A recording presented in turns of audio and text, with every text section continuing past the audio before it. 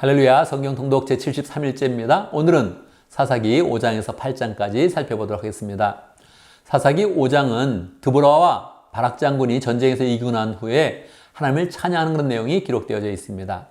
사사기 6장에서 8장까지는 기드온에 대한 그런 내용이 길게 전개되고 있습니다. 사사기 5장에 보면 드보라와 바락이 전쟁을 이긴 후에 노래를 부르게 됩니다. 이것은 한 번 노래를 부른 것이 아니라 노래를 잘 만들고 나서 백성들 가운데 노래를 부르게 하고 후대에도 이 노래를 통해서 역사적 그런 사실을 교훈하는 그런 그 내용입니다. 5장 전체에 대해서 노래가 계속 진행되기 때문에 노래의 내용들을 보면 너무나 세밀하게 노랫말이 지어진 것을 우리가 볼 수 있습니다. 역사적 그런 상황이 그대로 다 기록이 된 것이죠. 길르앗과 단지파와 아셀 지파는 전쟁에 협조를 하지 않았고 스불론과 납달리 지파가 전쟁에 목숨을 걸고 열심히 전쟁에 참여했다는 건 내용도 기록되어져 있고 전쟁을 어떻게 승리했는지 또 가나안 장군 시스라를 어떻게 죽였는지도 자세하게 기록되어져 있습니다. 겐 족속 헤벨의 아내 야엘이 시스라 장군의 관자놀이에 말뚝을 박아서 그를 죽였다 하는 그런 내용이 아주 세밀하게 기록되어져 있는 것입니다. 그래서 이것은 간증이기도 하고 교훈이기도 하고 노래이기도 한 것입니다.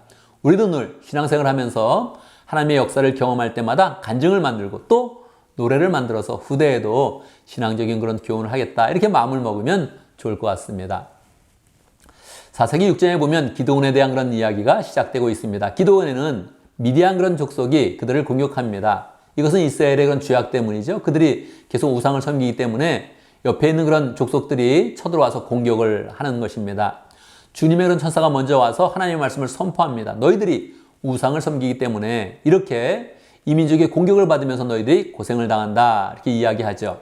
그리고 주의 천사는 미디안을 찾아와서 사사로 그를 임명을 합니다. 그런데 주의 천사가 미디안을 만날 때 기드온을 만날 때 기드온은 미디안 족속이 두려워서 포도즙을 짜는 그런 틀 안에서 타작을 하고 있었습니다. 타작이라는 것은 원래 넓은 곳에서 해야 되는데 그렇게 포도주를 짜는 곳에서 한다면 너무 좁아서 궁색맞게 되지요. 그런데 그곳에 천사가 나타나서 기드온에게 이야기하는 것입니다.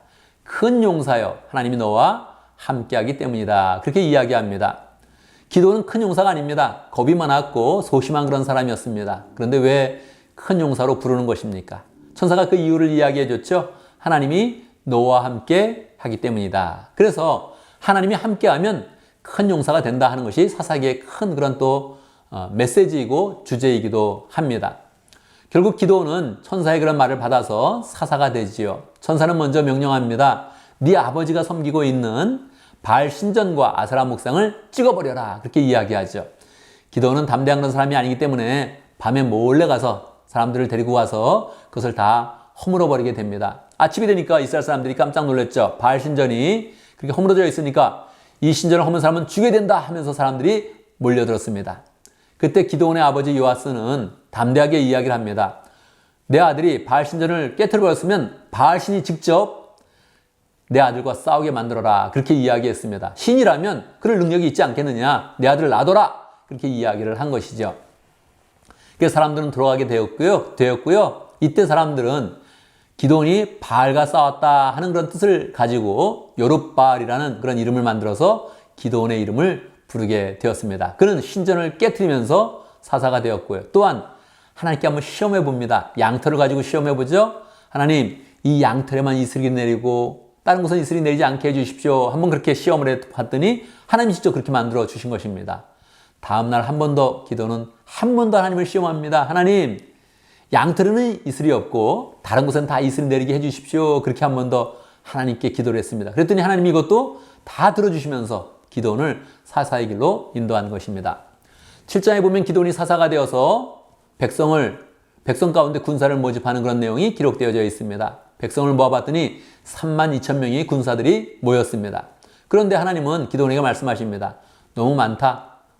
겁이 많은 사람은 돌아가게 해라. 그렇게 했죠. 기드온이 두려움 있는 사람, 전쟁하기 싫은 사람 돌아가라 했더니 22,000명이 돌아갑니다. 그런데 하나님은 다시 말씀하십니다.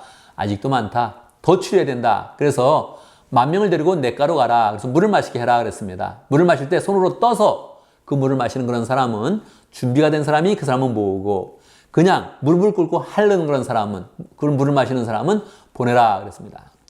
물을 떠서 마시는 사람이 300명밖에 되지 않았습니다. 그런데 하나님은 300명이면 충분하다는 것입니다. 그래서 다시 300명을 추렸습니다. 300명을 가지고 전쟁을 하는 것은 쉽지 않은데 하나님께서 작전을 주셨습니다. 어떤 작전을 주셨을까요? 하나님은 항아리를 준비해서 항아리 안에 횃불을 넣고 그리고 그 횃불 300명이 둘러싸여 있다가 횃불을 깨면서 나팔을 불어라 그렇게 말씀하셨습니다. 그런데 전쟁이 일어나기 전에 기도원이 아직 두려운 마음이 있으니까 하나님은 네가 적진에 내려가서 한번 적진에서 확인을 해봐라. 어떤 상황인지 확인을 해봐라 그랬습니다.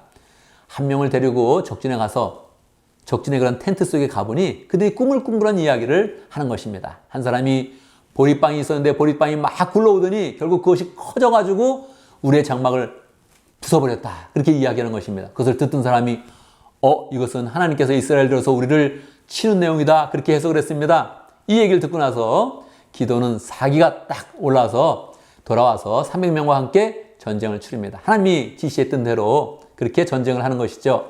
항아리를 깨면서 기도원의 칼이요 하나님의 칼이요 했더니 그들은 서로 죽이면서 그렇게 다 적군을 격퇴하게 되었습니다.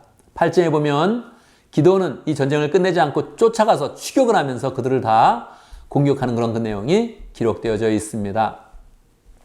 이렇게 공격하는 그런 과정에 숫곳 사람들에게 음식을 달라 했는데 주지 않으니까 그들을 징벌하고 기도원은 전쟁을 큰 승리로 마치게 됩니다. 그런데 이 마치는 그런 과정에 사람들은 기도원이 너무 전쟁을 잘하니까 기도원이 왕이 됐으면 좋겠다 이런 마음을 갖습니다.